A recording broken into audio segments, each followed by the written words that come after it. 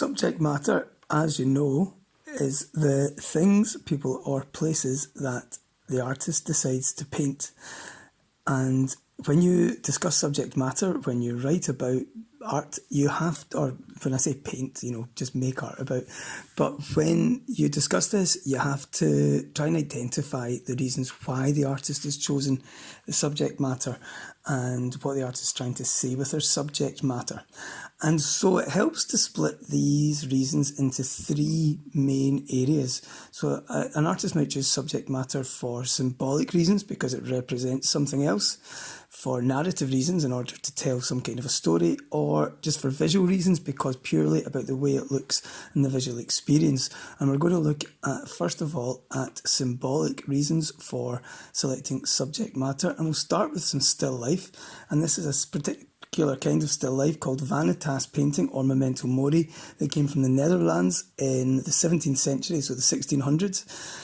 And this one is from 1628 by Peter Claes, and it is called Still Life with a Skull and Writing Quill. But the symbolism in here is the skull clearly represents death. These vanitas paintings were meant to make people think about death and think about how unimportant worldly things like pleasure and beauty are, and how the things that we really should think about are worthwhile things like building knowledge. And so we see the skull on top of some books. These always represent knowledge, and the pen perhaps represents like the acquisition of knowledge.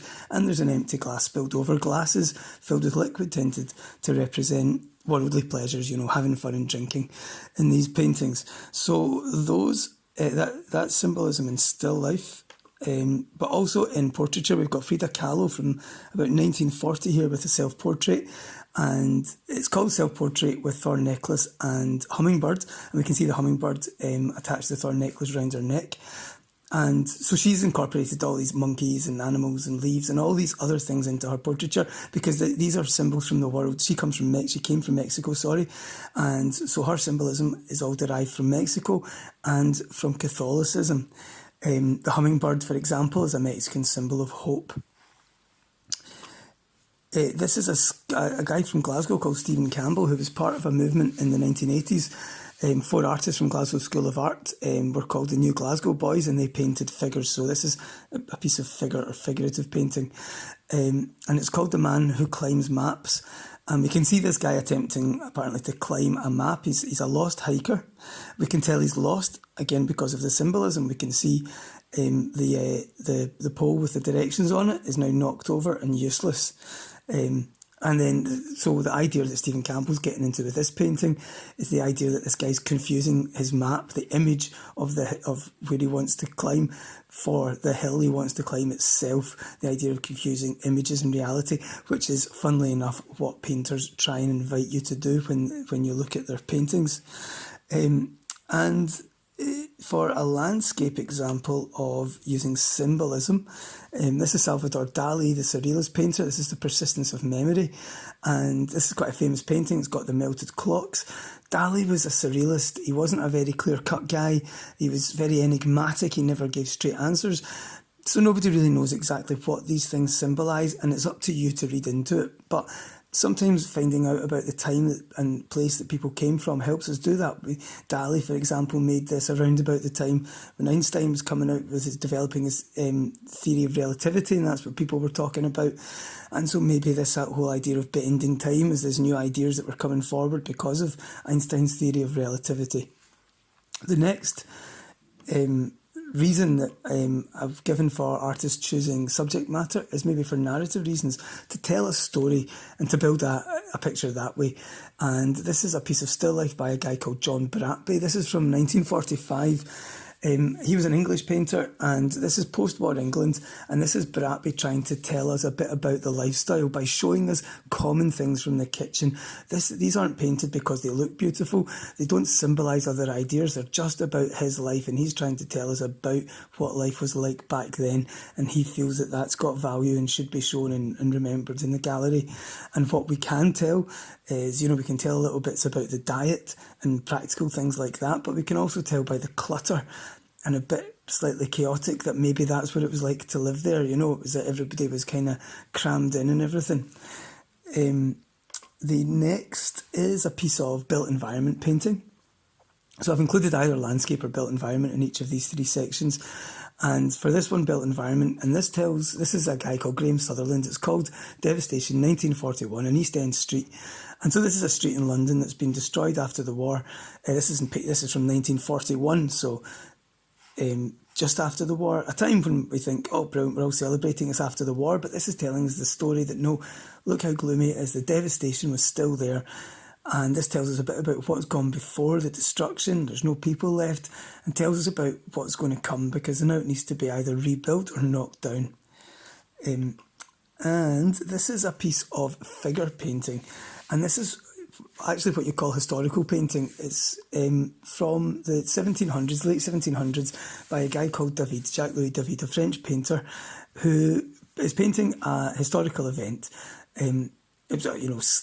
It could be, it's not mythology, but it's ancient Roman history, so we don't know how accurate it is, but it's a famous story about three brothers who decide to go and defend Rome, and that's the father giving them their swords, and that's their wives in the background all upset because either their husbands are going to die, or the wife's brothers, because that's who they're going to fight. So this is all about being a man and defending your place and everything, and being heroic. And we can see that from the soldiers, the swords, and that's the choice of subject matter. But there's also the emotion and the weeping woman.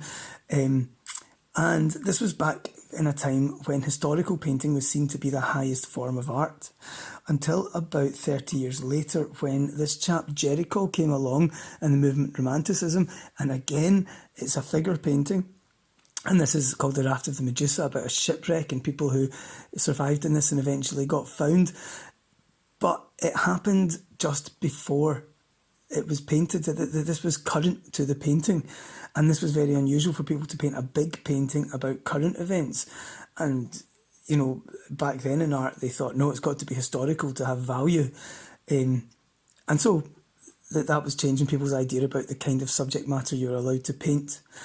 Until about 30 years after that, this chap, Gustave Courbet, came along, and this is called Funeral Ornans, a French town, and it's the funeral of, I think it's Courbet's uncle, but it's not somebody that's famous or important or a massive big character. I mean, maybe in his small town of Ornans, he's clearly quite an important person, but this is a huge, massive, big, long painting of quite a sort of everyday scene, and that was groundbreaking at the time, because the idea of choosing everyday subject matter for a narrative painting, or for any kind of painting, is meant to be reserved for historical things and things from Roman history, but this is just an everyday thing from a wee town in France, and that kind of again changed people's ideas about what you could select to paint.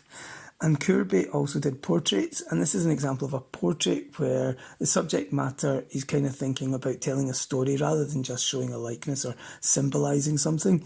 This is called Portrait of a Desperate Man, and we get to read into why the guy feels this emotion, but the emotion is coming out very strongly, especially in the expression and the pose. And the last reason an artist might choose subject matter is visual purposes, and so this is Paul Cézanne from about 1885. This is called Still Life with Cherries and Apricots, I think they are. I'm pretty sure, or peaches, can't remember. I think it's cherries and apricots. And he chose his subject matter because of the way it looked. It's all about the way it looks for Cézanne. He came from the south of France, where you get this beautiful, big, fresh, very colourful fruit, and because of the weather's down there's perfect for it.